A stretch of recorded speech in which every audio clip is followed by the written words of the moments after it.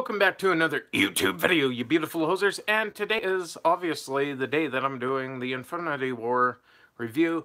Originally, I did actually have a video that was somewhat edited and supposed to be going up tonight. It was talking about the future of this channel, and also it was about the new camera that I got. Now, the new camera that I got, I'm not going to use it yet, which is a lie. I've already used it, but it will help with the live streams that I plan on doing, but those live streams aren't going to happen quite yet. That entire thing has to wait until I get a place of my own, and I pretty much pay for my own internet bill. The only reason why I'm saying that is because right now I'm somewhat limited on what I can and can't do within reason for the internet. My heart's beating like a mile a minute right now. But anyways, that video is coming up shortly. But that's not what you guys are here for. You're here for the spoiler-free review. So that's what I'm going to give you. And I don't think we're going to do any more PS4 live streams till later on in the month. Man, that movie though. Now, first things first, I want to talk about the entire movie. This isn't a spoiler unless you really care about whatever pops up in the credits. I'm not talking about the end credit scene. I'm talking about the actual credits after the movie's finished. Now, essentially what happened is when Marvel does their thing where they show what movie you were just watching, they actually did something quite interesting. Now, essentially what they did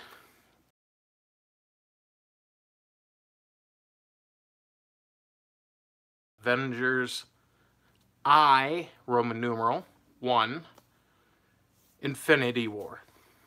Now, they got rid of that in a specific animation, but the thing about that is the Roman numeral 1. What that means is there's going to be another film based on top of this one.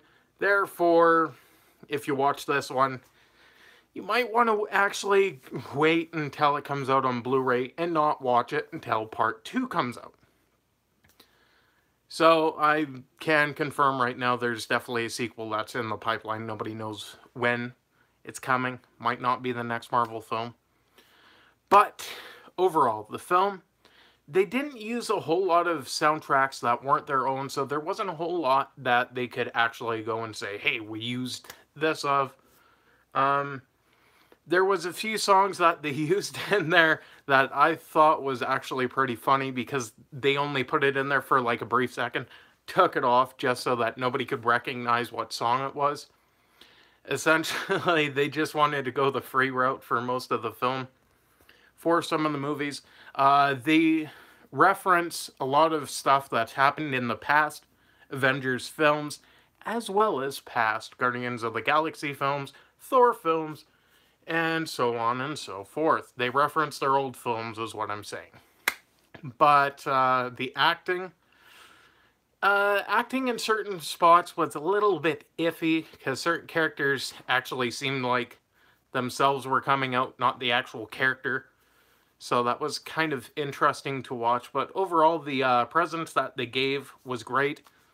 They had 23 main characters, excluding Thanos, and only 24 heroes actually, well, 23 that were actually confirmed on the poster. The 24th, you have to actually watch the movie to find out who that is. It's not actually a spoiler, but there is a 24th character that's not actually on the main poster. But if you look at the main poster, you see 23 plus Thanos. But Thanos isn't a hero. He's actually, what's the best way to put this film?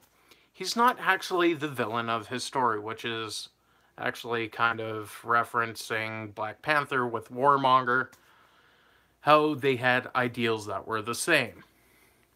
Now, that's not spoiling Infinity War in case you're going, oh, he's spoiling it. No, that's actually not spoiling it.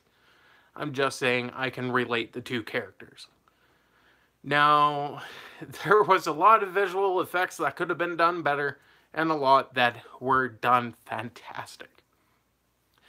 Number uno is, if you remember that film that I watched called A Wrinkle in Time, where they messed it up with the lighting, and I roasted it for that. This film actually had a couple of spots where they did that. Now, they go from dark to light right away. They don't gradually do it. Some spots they actually do that for, so that's nice. It doesn't feel like you're having your eyes ripped out of its socket. But for the most part, acting was great. Wasn't the best of all the Avengers films. It was great. Character usage. Some characters could have been better used. Not going to name any names, but if you watch the film, you know exactly who I'm talking about. Okay, that's the only hint I'm going to give. If you can figure out what my eyes just did, there you go, you got your hint, your little Easter egg. But, character usage, iffy, once again. Visual effects, if I had to rate visual effects, I would have to give it a 7.7. Acting, I would have gave like a 7.9. Soundtrack, they used a great soundtrack for the movie. So I would definitely have to give that a 9.3. And then everything else I'll just call miscellaneous category, and then just rate that as an 8.4. Now, the reason why I'm rating it like that is the main simple fact of the movie had spots that were hit and miss, and then they had parts where they went overboard on one thing and then completely forgot about another thing that they had brought up prior in other movies, such as Thanos' chair. Like, this guy has changed more attire than pretty much Ant-Man has in all of his films. I swear, that's literal truth. Like, every time you've seen Thanos in previews of the other films at the very end, he has some different clothing on.